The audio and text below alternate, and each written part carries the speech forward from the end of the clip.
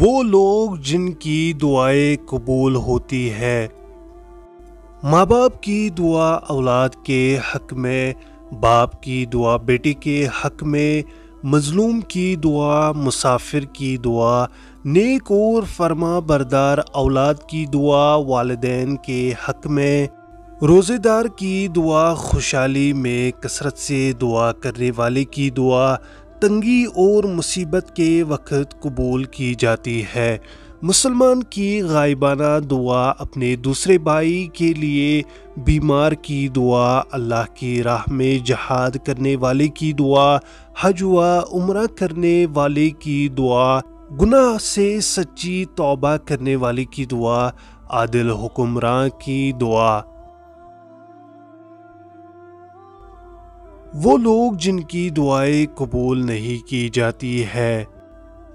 حرام رزق کھانے والے کی دعا، گناہ اور قطع رحمی کی دعا کرنے والے کی دعا، غافل اور لاپرواہ دل سے دعا مانگنے والے کی دعا،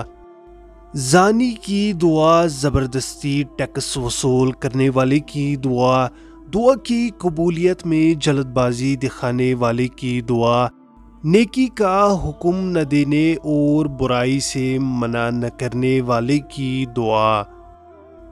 دعا کی قبولیت کے اوقات: رات کے آخری حصے میں، کیونکہ اس وقت رحمت الہی متوجہ ہوتی ہے۔ اذان کے بعد اور شدید لڑائی کے وقت کی دعا، اذان اور اقامت کے درمیان کی دعا، سجدہ کی حالت میں کی گئی دعا، جمعہ کے دن کسی ایک گھڑی میں کی گئی دعا، جمعہ کی رات کی دعا، فرض نماز کے بعد کی دعا، نماز میں امام کے وَلَضَّالِّينَ کہنے کے بعد آمین کہتے وقت، قرآن کی تلاوت اور ختم قرآن کے وقت کی دعا، بارش کے وقت کی دعا، آب زمزم پینے سے قبل کی دعا، توبہ کرنے والے کی شب و روز کی کسی بھی گھڑی میں کی گئی دعا، روزہ افطار کے وقت کی دعا، یوم عرفہ 9 ذی الحج کی دعا، لیلۃ القدر کی دعا، امام کے منبر پر بیٹھنے سے نماز کے فارغ ہونے کے درمیان کی گئی دعا،